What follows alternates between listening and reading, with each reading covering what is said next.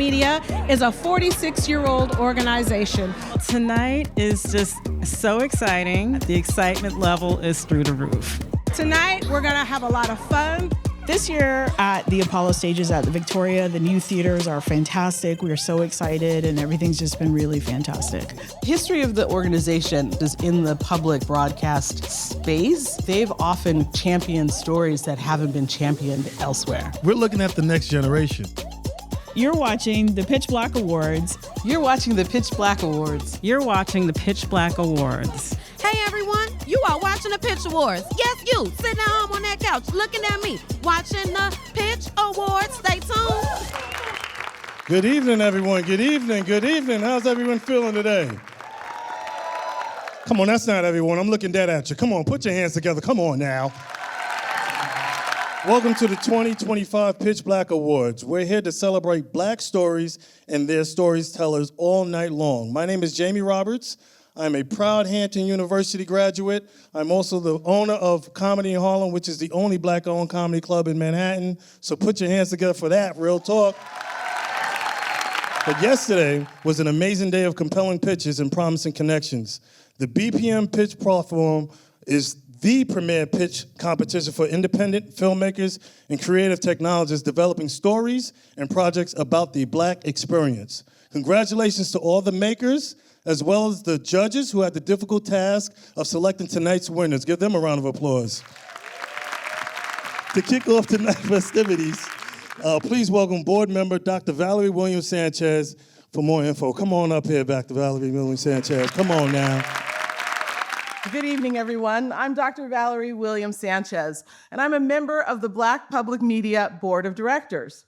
Now, unfortunately, our board chair, Denise Davis, is unable to attend this event tonight, but I'm happy to stand here in her stead and to welcome you all to the 2025 PitchBLACK Awards ceremony. So let me kick things off by sharing my personal story with you all about my journey with Black Public Media, which started after my very good friend, Executive Director Leslie Fields Cruz, started to work for the organization. Yeah, way back when.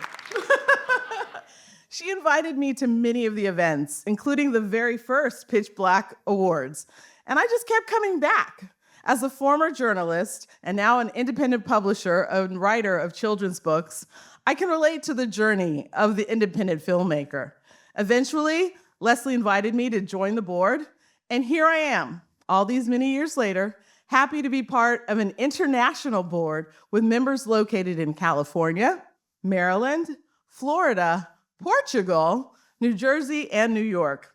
Now, because I love events so much, I'm also on the PitchBLACK Host Committee, the first one ever since PitchBLACK's inception. So I can ask my friends and colleagues of that board or that group, the host committee members, can you please stand?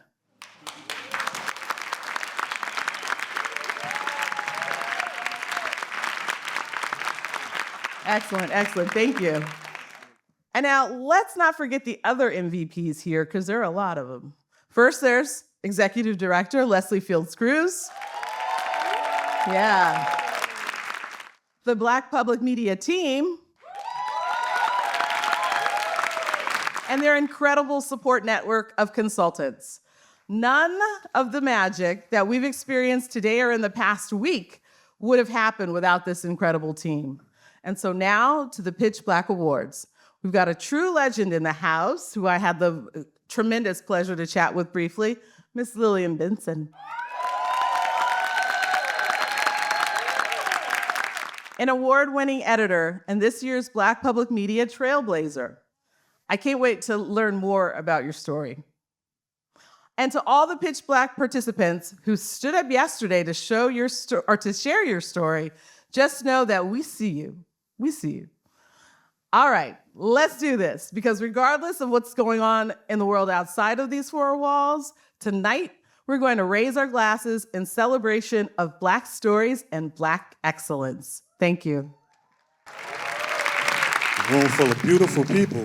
Y'all look good. You look good, yeah. You got your good eyelash, you got your good teeth in tonight, too. You look, they don't want to talk about that. All right, cool, all right. All right. Announcing the night's first award is Black Public Media's Immersive Media Director, Lisa Osborne. Lisa has built the Immersive Media Department from the ground up since 2019.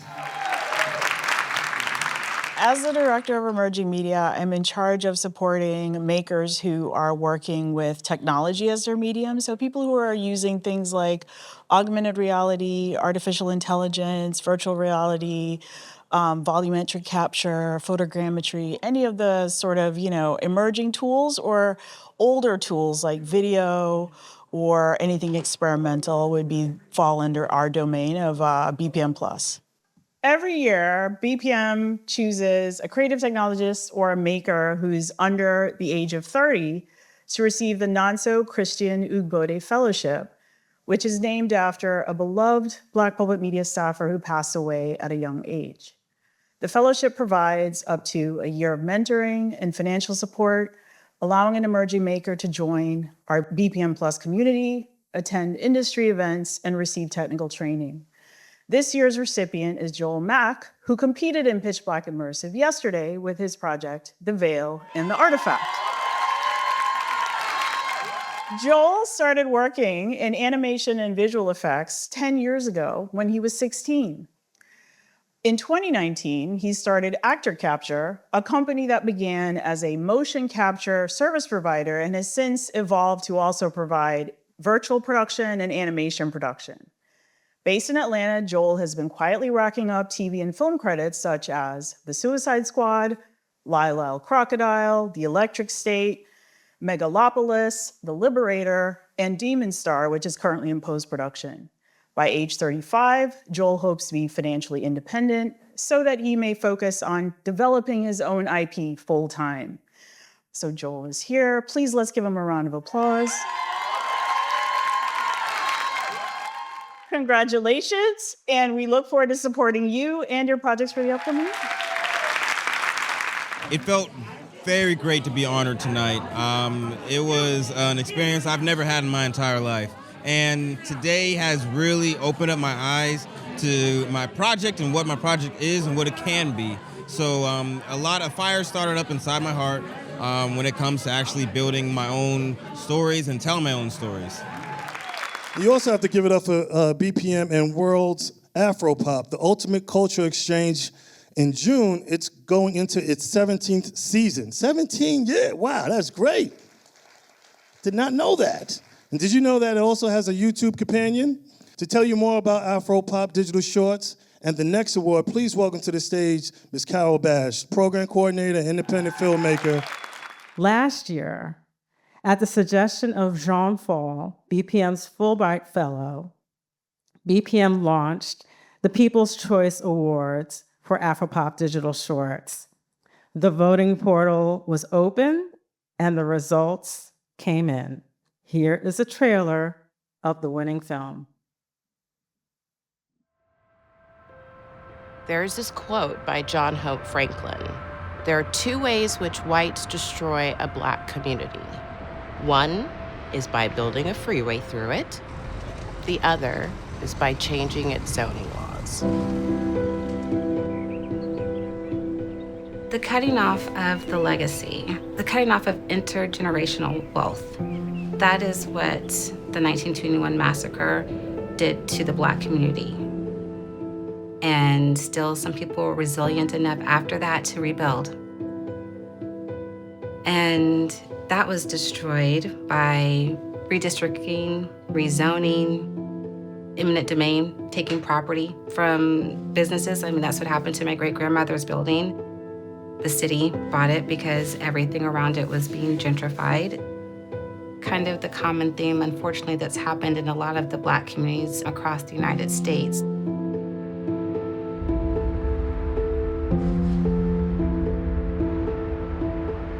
We will never have a real scale of all the businesses and all the companies of Black Wall Street when it was absolutely at its best. Black Wall Street went on for miles and miles. Now it's a little block. There are Black-owned businesses on that street, but it's been gentrified. My sister and I talk about this all the time. What if the massacre didn't happen at all? Would this have been a business that kept going and our family could have been a legacy? The possibilities are absolutely endless. Would Black Wall Street had an influence on the entire nation?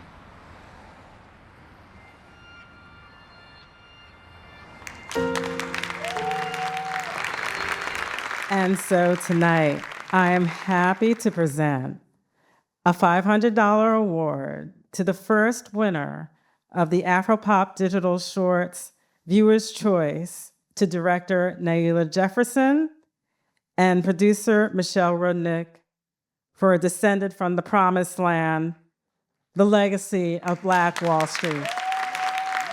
I didn't realize this was the first time this award was given, so that's an amazing honor.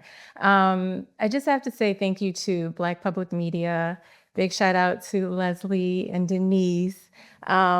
This providing distribution for this film was not the first time that you've supported me in my filmmaking journey, and there's no way that we could have won this award if you didn't see this film and believe that it was important and that our stories are important. So, in an industry where I think sometimes we don't feel heard and seen as Black filmmakers, I thank you for constantly hearing me and seeing me and supporting the work.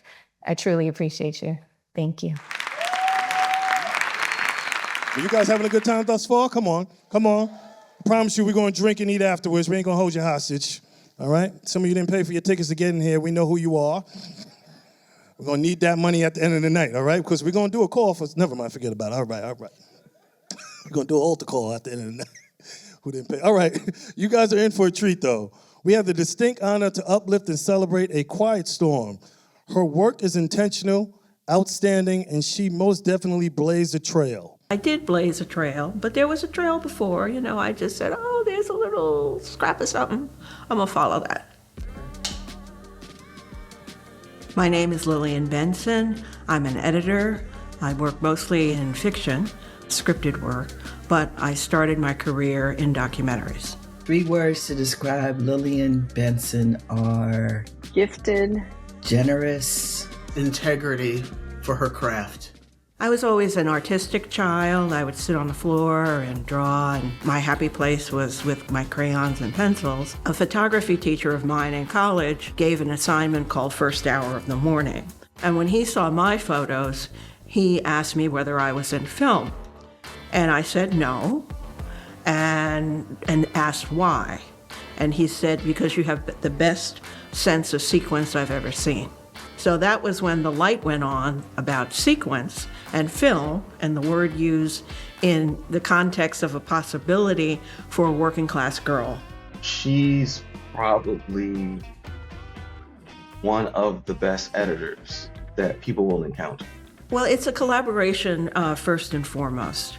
And your job is to make everybody look good, to solve problems, comfort people, also to discover things that the director doesn't know he or she has. And that's like the bingo moment when you feel when they're sitting behind you, they know. One director patted me on the back and he said, "Atta girl."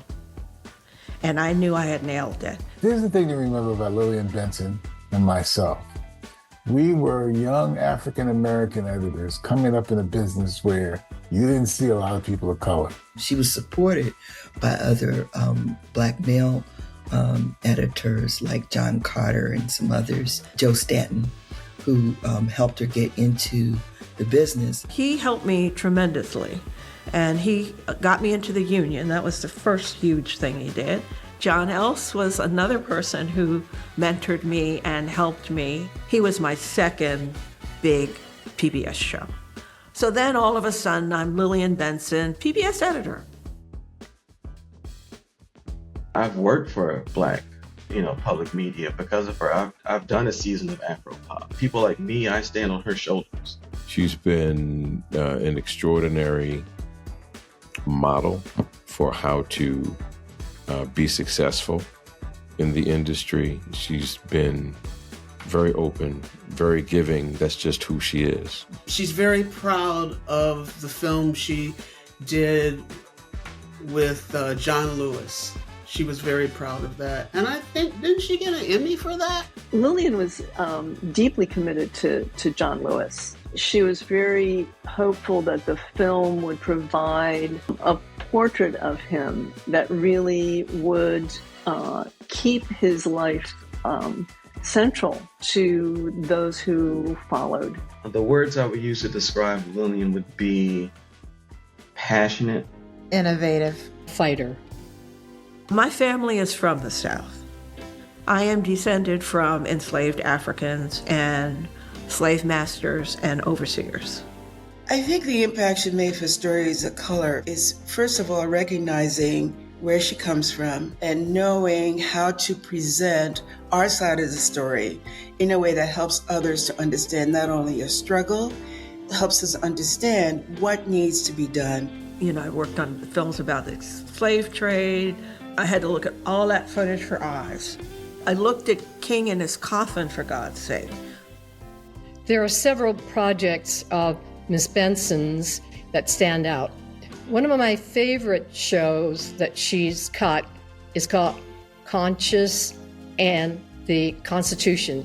And the reason why it resonated with me is because I have a sister-in-law who's Japanese, and her parents were interned in that camp. That connection meant a lot to me when I watched the film. I saw something from Nikki Giovanni recently.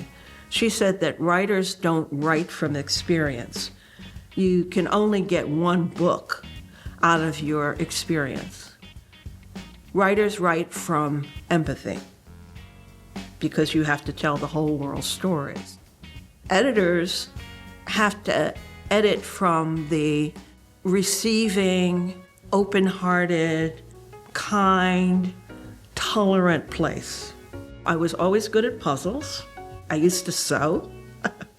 I don't sew anymore, but it's the same thing. You mush it together. And then you see something that is different, better, more elevated than what existed before. I think it's a process in which you can actually see your effect on the final project. And maybe that's what is satisfying. She has been such a mentor to me and such an example of integrity and grit and, you know, speaking truth to power. I'm into some truth-telling, and I think it's really important to show all different kinds of communities as they are from the perspective of the community. She's always fighting for the equity, the recognition of people of color in this art form. I can't even think of where we would be without her. If it wasn't for Lillian Benson, there would be no work for Black women, independent filmmakers. She has opened doors for many people. She brings a dedication, she brings perseverance, she brings a level of integrity that I think is monumental as a filmmaker. She's very special. She was always a force to be reckoned with, you know. Lillian Benson would brook no nonsense. So it's not like going out into the jungle and in the forest that's never been touched by a human hand. It's more like making a better trail for those who come behind. Miss Benson, congratulations on receiving a 2025 Black Public Media Trailblazer Award. I can't think of a person who is more deserving. You've always been the trailblazer, and now finally people are recognizing it, and it's so well deserved and it's so overdue. You're such a woman with grace and integrity, and you know I care about you a lot. You are a brilliant, brilliant artist, and I'm so proud to be your friend. Lillian, it was an honor so well deserved is this Trailblazer Award for you.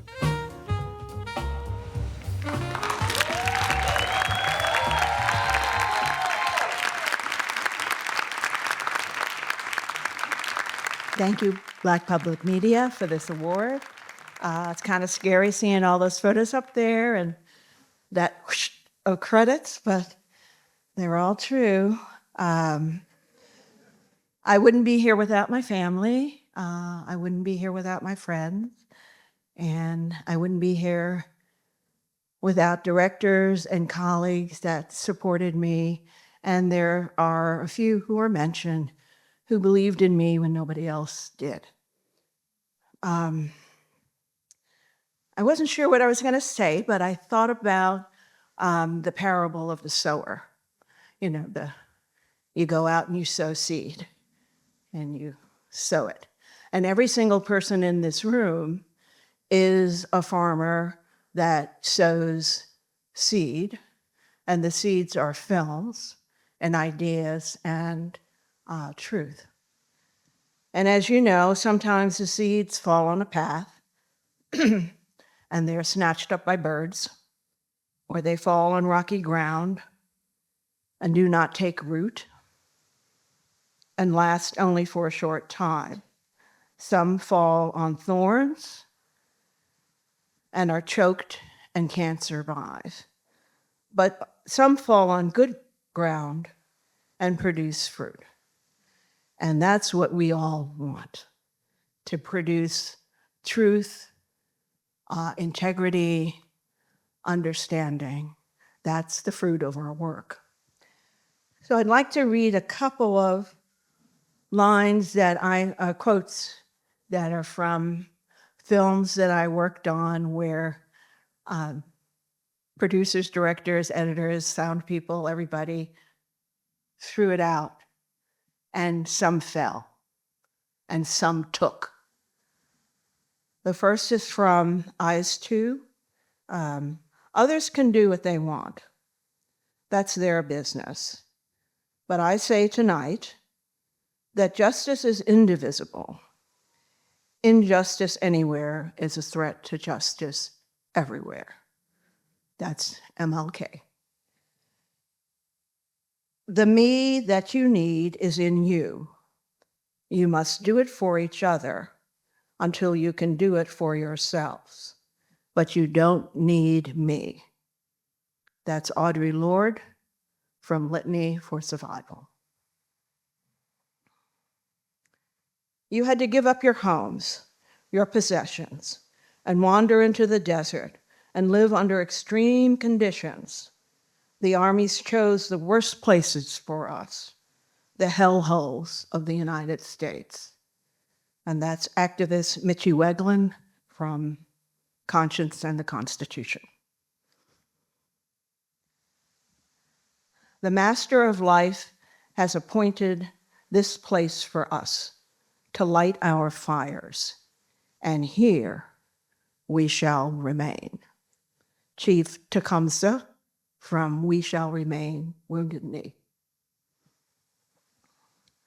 We are a living, moving picture, even though we can create in small places or spaces as large as the Met.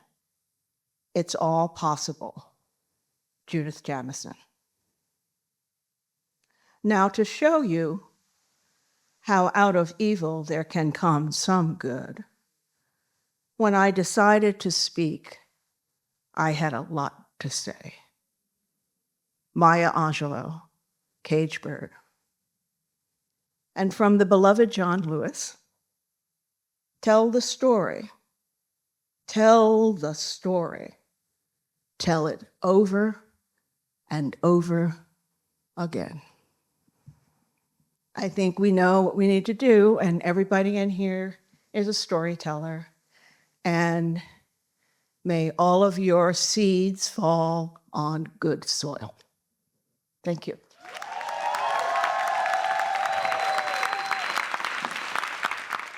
For the millions of hours you have cut to bring Black stories to life, and on behalf of the many editors and directors and producers you have influenced over the years, it is my pleasure to present you with the 2025 Black Public Media Trailblazer Award.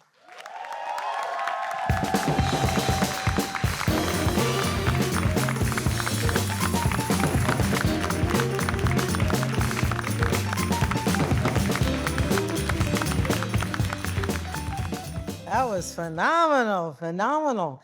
I have to say, well, first of all, it's so good to see all of you here tonight. It's so good to be here. This is an event that I look forward to every single year. And this year I was very excited because I got to learn so much about you. And now I get to meet you and we're going to talk. Okay. I told you, I'm not going to go hard on you. Okay. There's so many good things to talk about. I watched an interview of yours where you talked about how you have a very strong sense of the truth. Oh, yeah. Okay, I see you looking down like you have some flashbacks.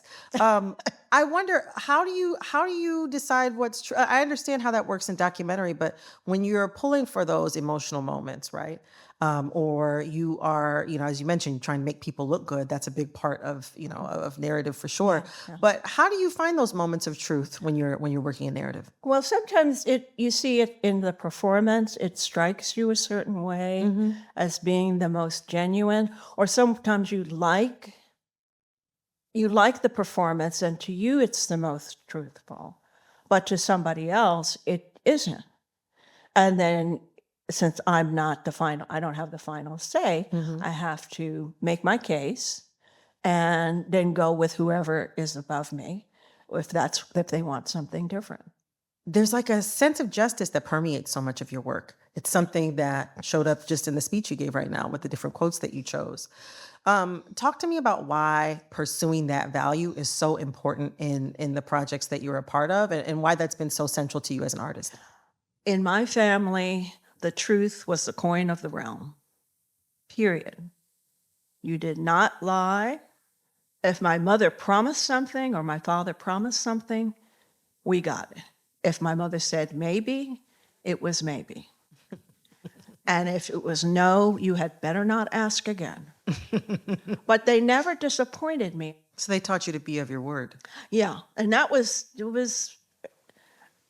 you don't realize it when you're growing up, And you also don't realize that the rest of the world is not necessarily like that. You have been first at a lot of things. You were the first woman of color to join ACE in 1991, which is not that long ago. A round of applause. Can you tell me a story about a time in your career where your stubbornness served you? Not so much stubbornness, but it was a tactic. I was called in to help fix a film late in the game. One director wanted me, another director didn't. Oh. But they made a compromise and they hired me. I knew that the only way to get the director who didn't want me to accept me was to cut one scene. I had to pick one scene. And I had to cut it so well that he would not say boo to me after that. I just knew I had to show him, yeah, there's a reason you hired. This is a reason you hired me. Yeah, I can do this. Just wait. That is somewhat stubborn, but I had to, I chose to draw a line. And you were so good. And I was right because undeniable. I knew that this was, and it's beautiful. It's a poetic thing, and and you need poetry in these films. And that was something that was not a note that they got, but it was one of the subtexts of what the notes that they got on the film. The film went on to do very well because they let somebody help them do what they had. I didn't shoot a thing. I didn't write a word. I didn't suggest a new character. But it's that thing you were talking about in your interview. You were showing the director something that they didn't know they had. And what they had was the truth about the film. I didn't make anything up. I didn't make anything up. I didn't say, oh, well, you need a scene in which we understand the motivation behind it. I didn't say any. They didn't shoot a thing. And the very first film that I did that for was a surprise because it was like, oh, I can do this. I was experienced. Again, everybody liked the film. The executive at the network didn't like it and said, you got to fix this. They all were running around, thought they'd have to reshoot. Well, they brought me in because they just needed another editor. And they brought me in to help them find the new structure. And one of the executives said, just look at all the footage. I don't want you to look at the original cut. I don't want you to look at the transcripts. He actually caught me trying to put the cut on.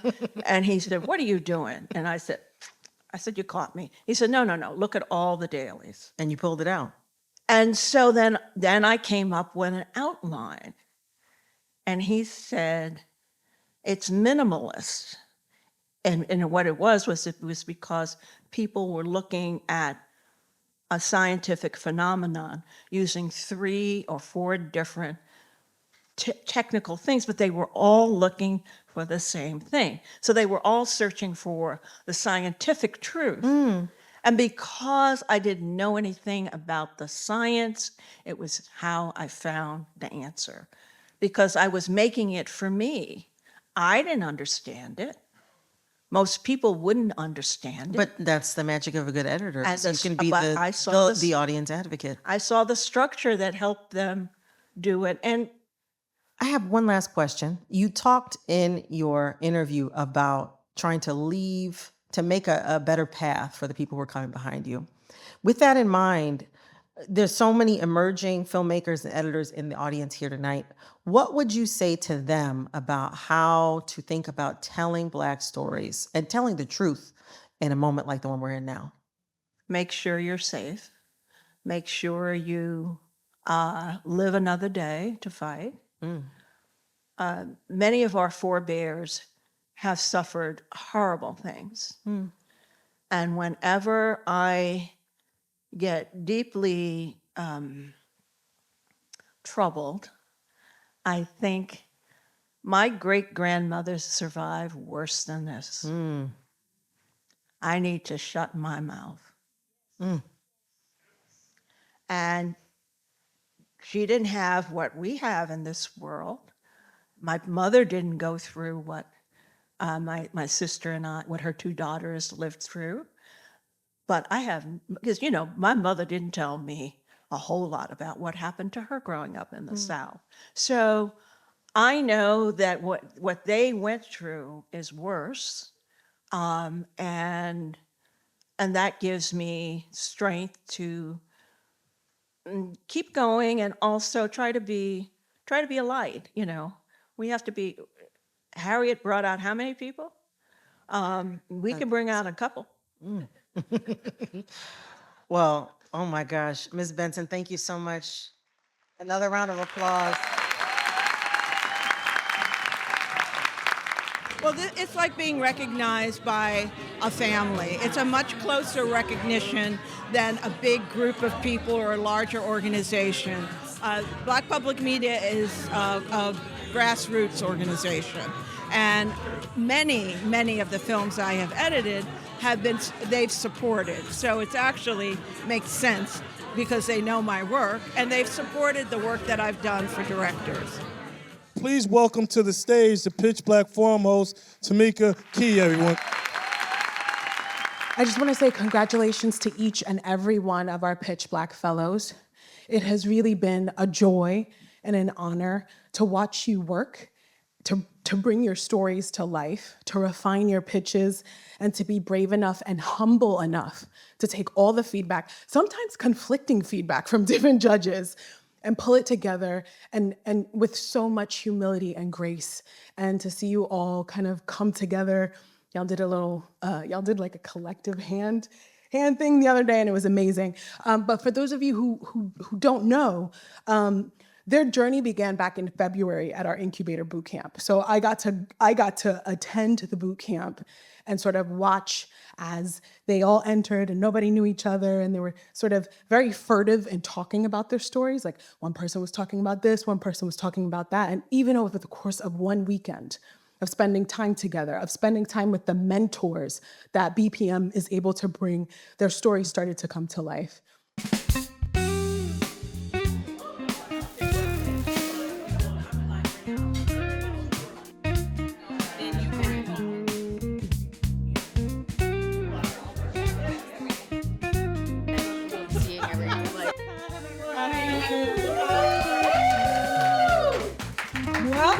welcome to the sixth cohort of Black Public Media's Pitch Black 360 Incubator BPM Plus Boot Camp.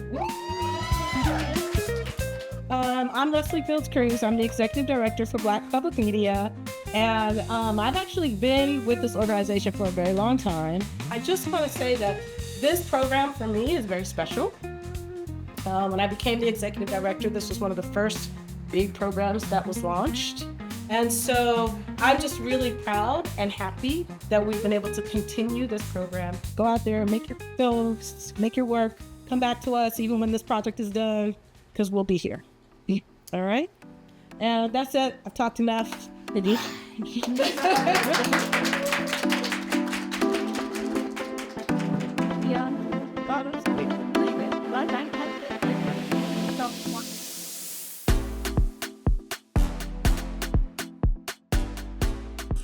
I love coming to Pitch Black and being part of this because I get to connect with so many other storytellers and absorb your creativity and your imagination. And it's really a privilege and an honor to be able to see the evolution of your storytelling, even in a weekend. It's amazing.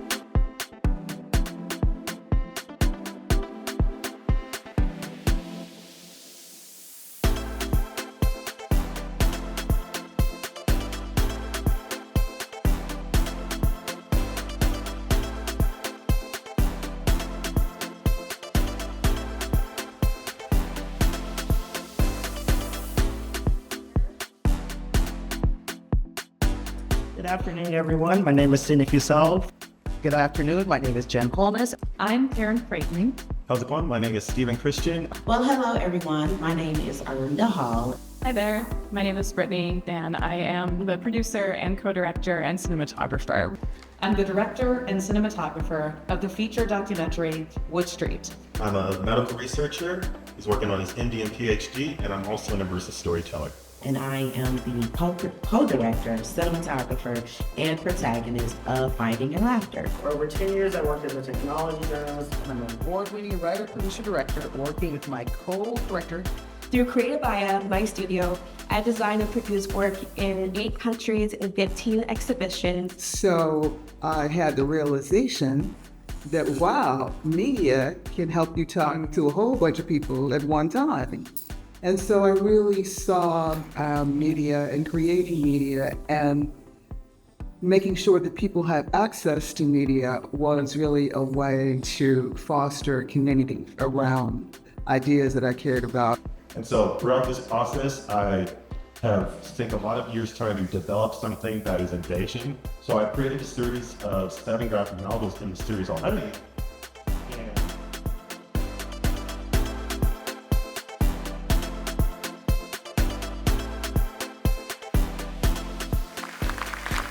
Before we get started, I wanted to thank my lovely jurors this year. They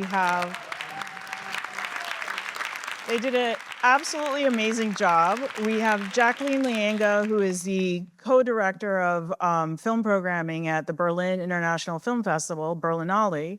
We have Megan Elliott, who is the executive director of the Johnny Carson Center for Emerging Media at University of Nebraska-Lincoln. And we have John Campbell, who is a writer-director, who is the founder of JC In Time, which is a production and management company. Thank you so much. You guys have been fantastic. I also wanted to just quickly thank the 6 competitors this year who have been with us since February at the boot camp. From the video that you just saw, many of them were meeting each other for the first time. We had Joel Mack, who you met earlier, based in Atlanta, Aya Umo, based in Los Angeles, Stephen Christian, based in Reno, Nevada, Jeremy Kamal, digital nomad, Anatola Arabab, currently based in LA, and Rashid Peters, based in Chicago.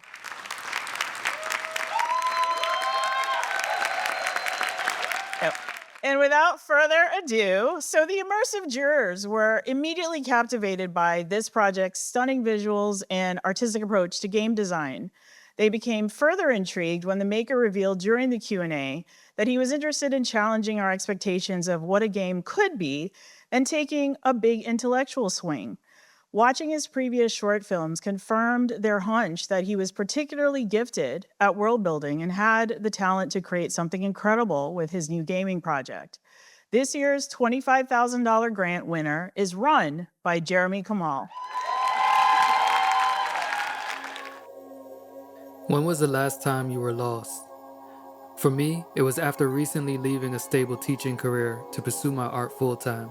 After getting used to a regular check, a predictable routine, and a comfortable lifestyle, I felt stagnated by the pressure and uncertainty that came with charting my own path. This experience inspired my project, Run, a 1-hour third-person sci-fi adventure game where players must move first in order to see where to go. The game follows a complacent loner who is tethered to his life of comfort until a wildfire swallows the world he understood, leaving him lost in a fuming grassland with a pair of strange shoes that reveal the path forward, but only when he moves. In a landscape where wildfires double as barbecue pits and drones deliver perfectly charred meals directly to you, Runifer, aka Run, enjoys a life of convenience. But during a routine stop at his favorite eating spot, he stubbornly ignores a smoke hazard warning before drifting into a food coma and awakening in a fuming grassland. His self-driving car unresponsive, he grabs a mysterious box from the back seat. Inside, a strange pair of shoes with a note that reads, "Run, LOL, love Gina." The moment he puts them on, they make a metallic clicking sound, causing surrounding objects to resonate. Upon walking, he discovers something even more remarkable. The faster he moves, the better he can sense his surroundings through sound. Play as Run, a recluse who values one thing above all, peace of mind.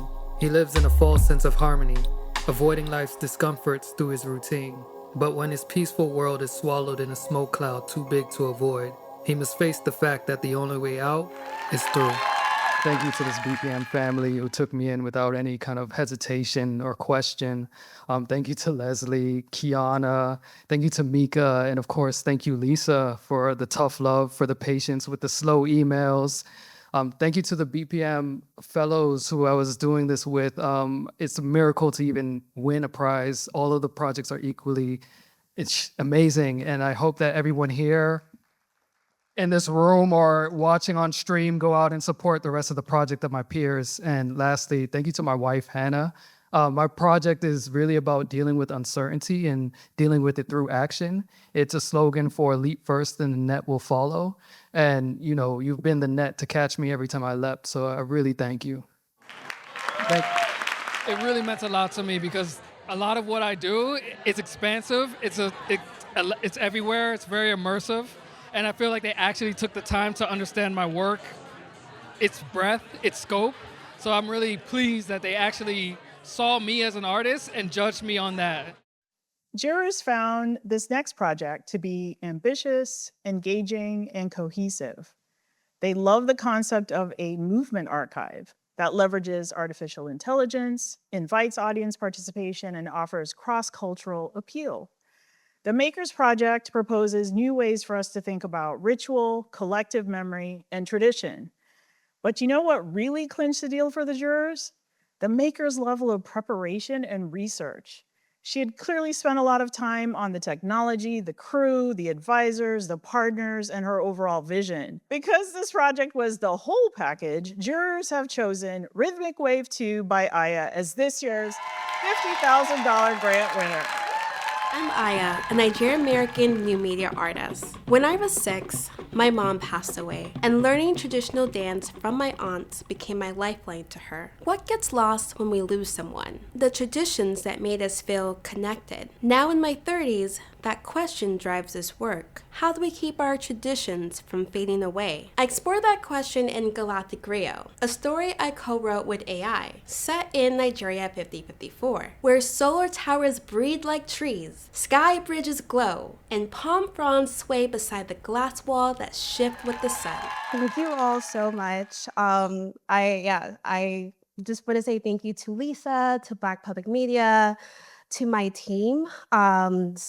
Didi Imaj, she did a lot of great research with me to really, be prepared, be able to answer all the questions, even that, like, name the 5 different places you'll go. Um,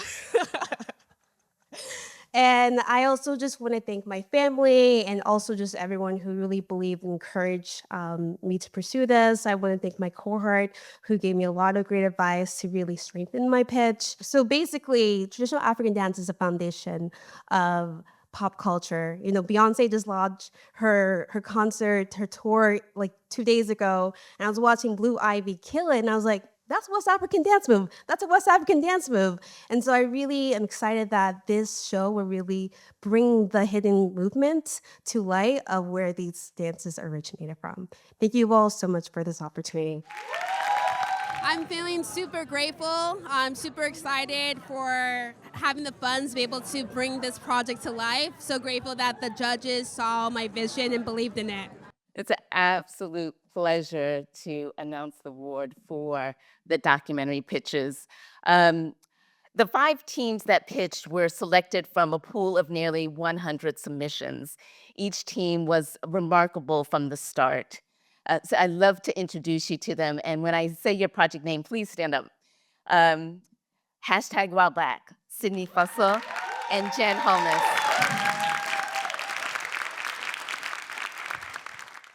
A Better Way, Karen Hayes. Finding Your Laughter, Arleta Hall and Brittany Alsop. And Wood Street, Karen Crichton. Yes. Unfiltered, Tessie Bullard and Jackie Olive, of course. Yes. Great, fantastic teams. In addition to the filmmakers' time and effort that they put into the boot camp, there's so many hands that make that experience such a special event, incredibly tailored for each of the projects and teams. I just want to give a special spotlight to our creative consultant whose dedication and expertise is so critical to the program, and that's Sandy Ratley. If we can give her a hand of applause. I also want to spotlight our Pitch Black jurors. They are Erica Dilday from POV, Chris Metzler from Tilapia Films, Ariane Wu from Netflix, Kai Youngblood from Brick.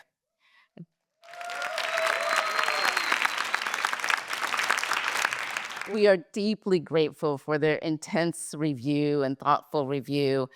They all agree that each of the projects, they're waiting for them to hit the release. All of them are so very necessary. But they were tasked with selecting just one of the prizes one film that will receive $150,000 in production funding. And they chose a project that it embodies tremendous bravery.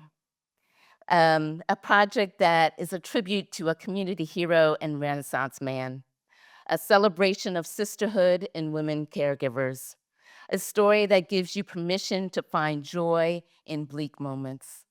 The Pitch Black Award goes to Finding Your Laughter, Arleta Hall and Brittany Oslot. I am the daughter and caregiver of Milton Hall Sr., who is a person with Alzheimer's. There you go. You can have one. What you do?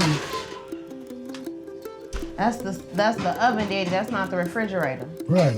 What's your birthday? August 6th. 1948. Today is August 6, 2018. It has been a blessing and a challenge. No, put it in your mouth, Daddy. You take it. Thank you to Sandy, who's not here, and Keisha, Cameron, that is not here from boot camp. Similar to what was said earlier, the documentary is not about lying, and nobody lied to us in our pitch feedback ever. Ever. So I just want to thank Black Public Media. I also want to thank our executive producer, Yvonne Welbin. We would not be here without Yvonne. Yvonne has done so much with our project. She's done so much by believing in us. She even, when we first met Yvonne, when we first started on this project and had the nerve to tell people we were doing a project and was not working with Yvonne, they were like, you from Chicago doing a project and you don't know Yvonne? Well, then stop talking. So I'm just so thankful for Yvonne. I'm so thankful for this project. I hate to say it, but the hardest thing in my life, I'm thankful that my daddy got Alzheimer's. I would not be here if I didn't have to go through that. I quit my job for this. I gave up everything to take a leap of faith, and I'm here, and I'm just grateful. And I'm gonna pass it to Brittany.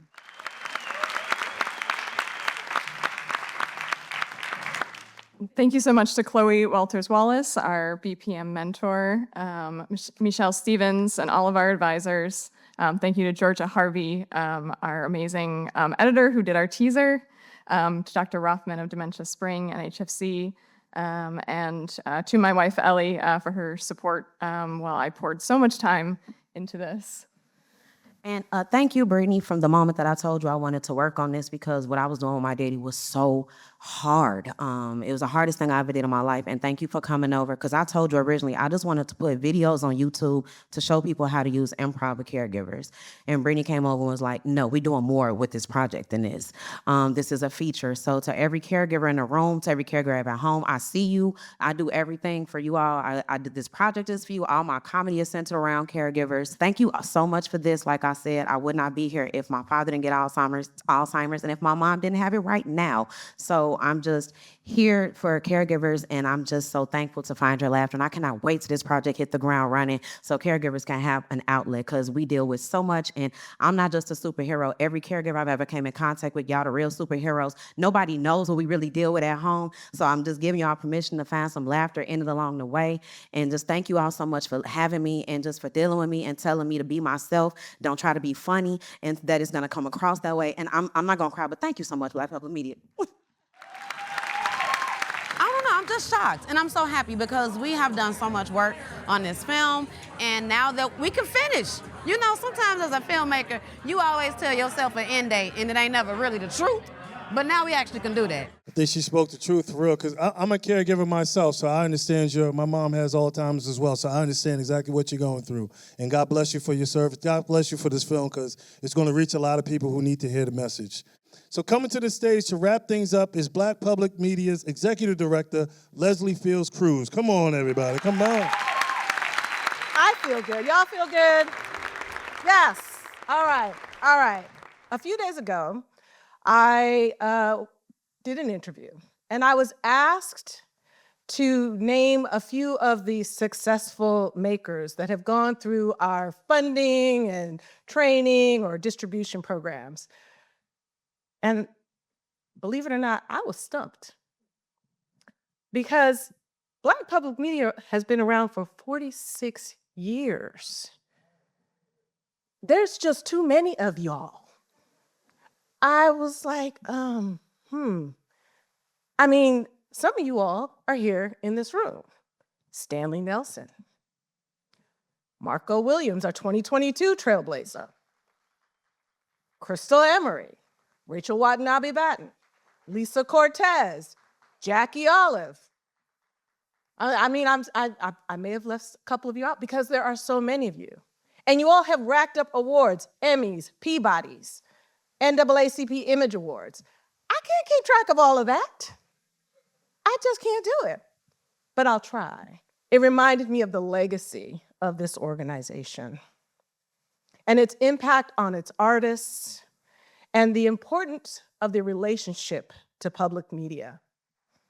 When no one else understands the story you're trying to tell because it's too Black, too niche, or they've already shown the definitive version of the story.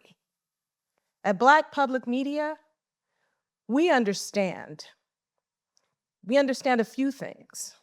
First, there is no one way to tell a Black story because there is no one way to be Black. Right? There really is no such thing as a Black audience. It's really audiences that appreciate well-told stories that have a Black perspective. So Tonight, it's impossible not to reflect on the path paved by our giant, Lillian Benson. Her legacy as an editor and as a mentor continues to inspire every single frame of the films that she and her mentees have worked on. And for that, we are grateful. Because we may not have had an Alvin Ailey Beyond the Steps, a John Lewis Get in the Way, a Maya Angelou Still I Rise, A Taste of Dirt, and many others had those directors not had Lillian E. Benson.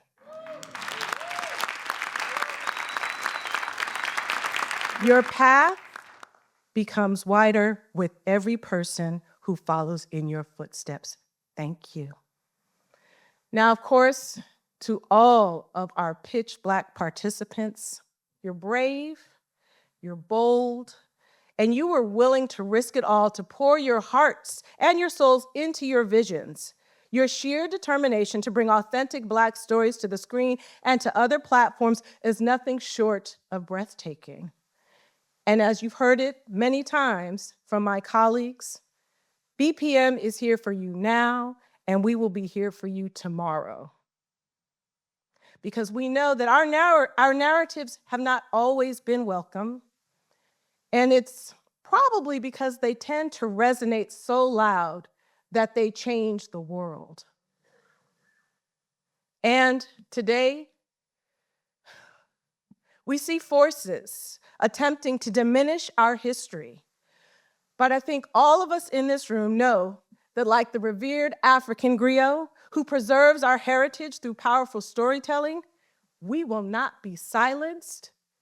We most certainly will not be erased, and we will not be ignored.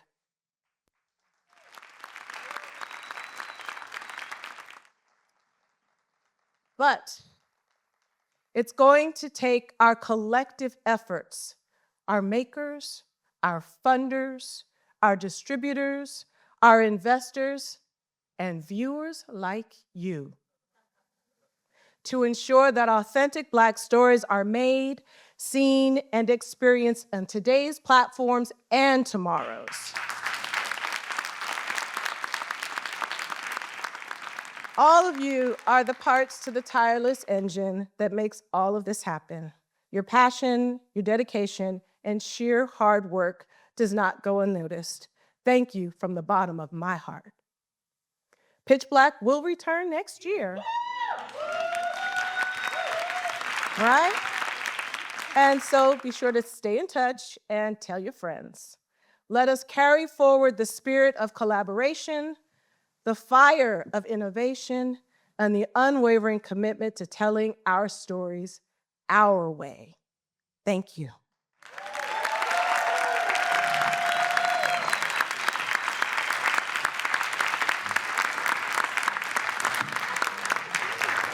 So did we have a good time tonight?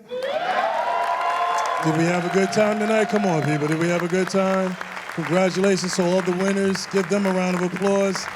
To all the participants, you're not losers. You're runner-ups, and we're still going to support you no matter what. Good night, though. Thank you for coming out. We'll see you next year, 2026. DJ Precise, it's all yours, brother, man. Let's go.